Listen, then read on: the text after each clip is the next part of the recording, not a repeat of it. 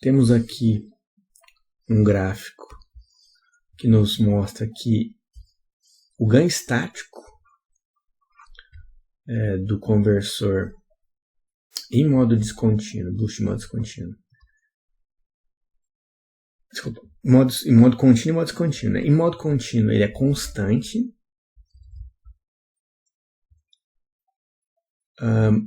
mas em modo descontínuo, quando ele, essa linha aqui é a fronteira, né, entre o contínuo e o descontínuo, é o modo de operação crítico. Quando você ultrapassa essa fronteira, o que acontece com o ganho estático? Ele agora varia com a razão cíclica. Então, no modo contínuo, o ganho estático é constante, dependendo da carga. O que isso quer dizer na prática? Na prática quer dizer, se você está lá num ponto de operação com uma determinada carga, vamos supor aqui. Você está aqui nesse ponto de operação, está lá com uma 5% de carga, quase 20% de razão cíclica. Você está com um ganho estático de 1,5. Por alguma razão você falou, não, estou aumentando a minha carga agora, dobrei minha carga, ela foi agora para 0,1. Para você manter o mesmo ganho estático, ou seja, a tensão de saída não mudar, você tem que mudar a sua razão cíclica, você tem que aumentar ela. Tá horrível, mas está aqui. Tá, tipo, de 0,2 para 0,25, você tem que aumentar a razão cíclica. Agora, quando você entra aqui no modo de condução contínuo, você não tem que mudar a razão cíclica do conversor. Você pode mudar a carga lá na saída, que ele continua com a mesma tensão de saída para a mesma razão cíclica. Mais um gráfico só para frisar, para reforçar a ideia de que o sistema, para resistor, razão cíclica, vai ter um ganho constante em modo contínuo e em modo descontínuo não, esse ganho varia. Você mudou a carga, está mudando a tensão de saída. Aí você tem que ajustar a razão cíclica de novo para voltar para a tensão que você deseja. Aqui de novo uma análise de perdas, né, perda de energia e eficiência do conversor. Mesma análise similar, né, ao que a gente fez para os outros, para o caso do contínuo e para o buck. E aí tem um projeto aqui.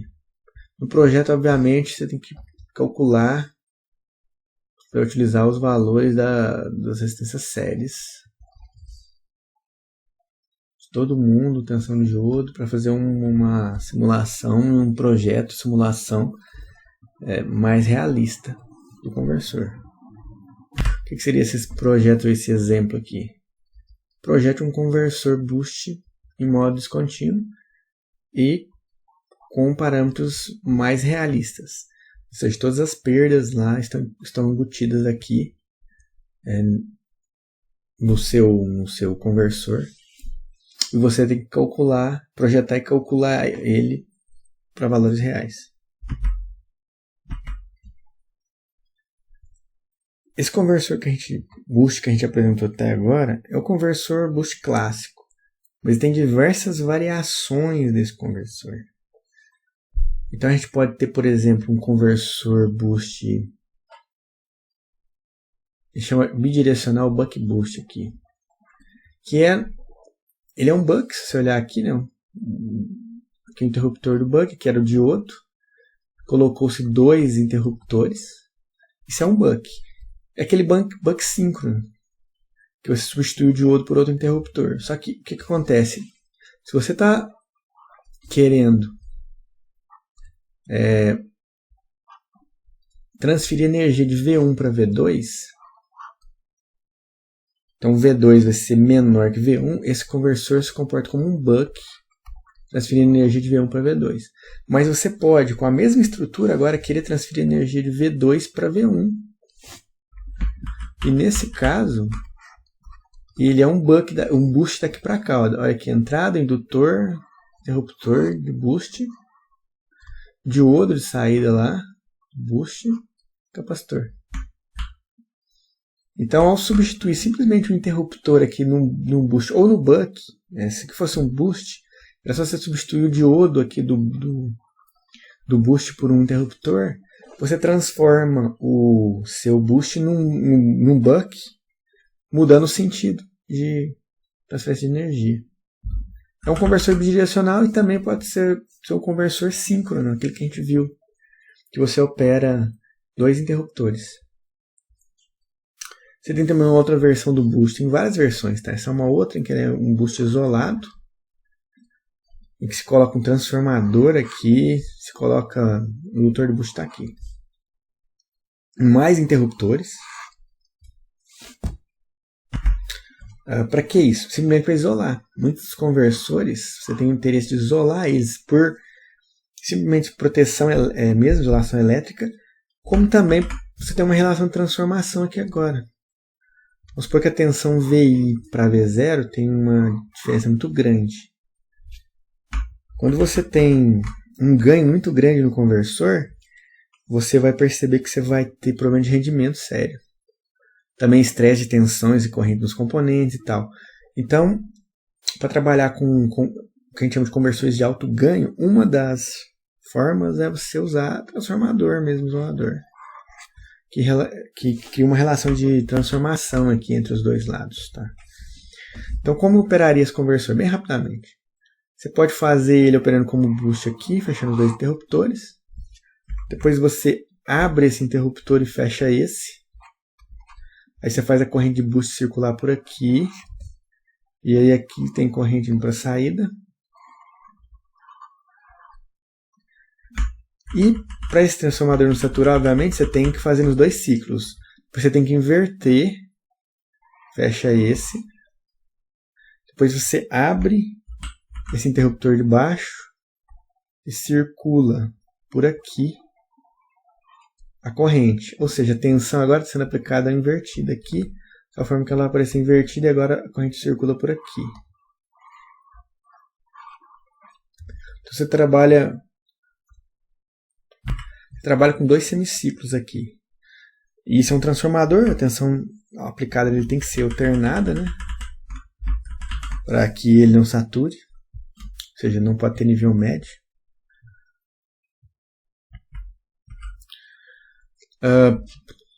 Por fim,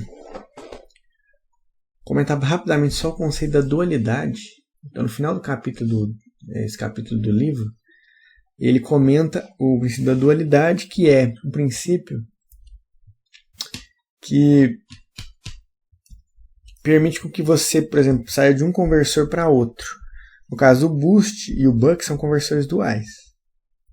Aplicando essas regrinhas aqui, você consegue transformar um boost num buck. Qual que seria a regrinha, né?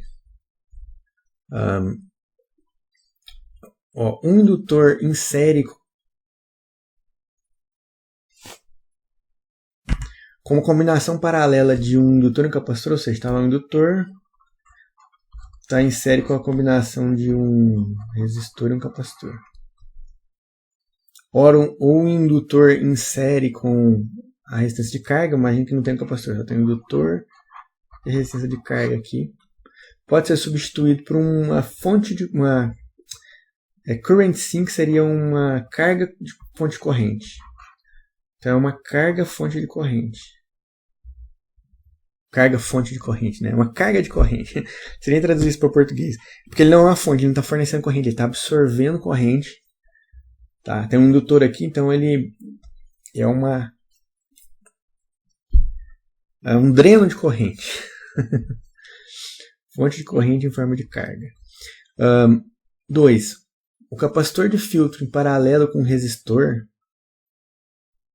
pode ser substituído por uma fonte de tensão. Então, imagina o caso, você tem igual o boost, saída do boost. Tá lá só o resistor e um capacitor. Isso aqui seria o buck, né? Saída de um buck. Fonte de corrente. Esse daqui vai ser simplificado para uma fonte de tensão.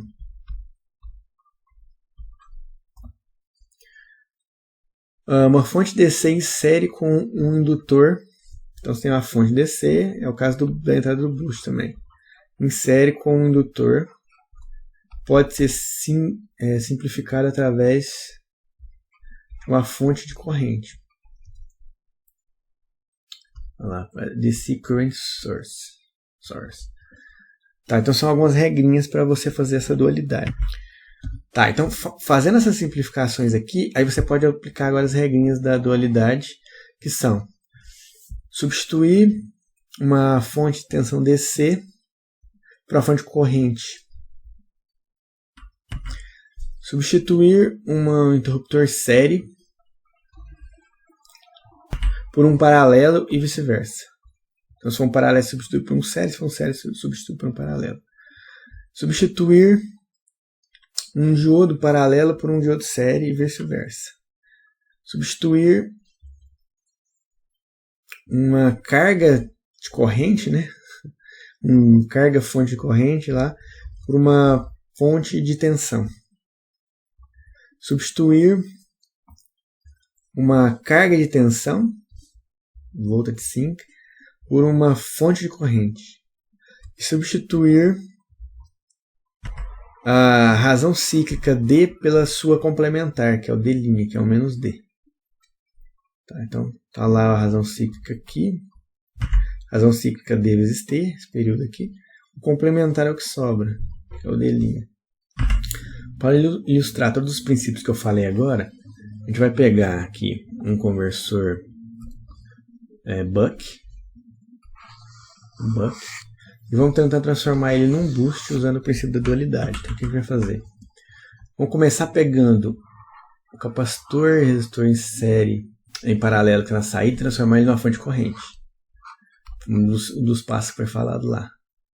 Depois nós vamos transformar um interruptor série num interruptor paralelo, um diodo paralelo num diodo série e transformar uma fonte de tensão numa fonte de corrente. Então a gente foi seguindo os passos que foram falados lá. Ao fazer isso, a gente tem esse conversor aqui que já é um boost, mas vamos transformar ele de volta agora. O que é uma fonte de corrente? Como que ela pode ser transformada em elementos reais? Uma fonte em série com um diodo. Com uma fonte de tensão em série com um indutor. Uma fonte de corrente, isso aqui. E esse capacitor de saída vai virar um capacitor em paralelo com o resistor. Essa fonte de tensão na saída vai se tornar um capacitor em paralelo com o resistor. Então, usando o princípio da dualidade, você consegue sair de um conversor e chegar no seu dual. Por exemplo, o CPIC e o Zeta são conversores duais e foram obtidos dessa forma. Tendo um conversor, você faz dual e chega em outro.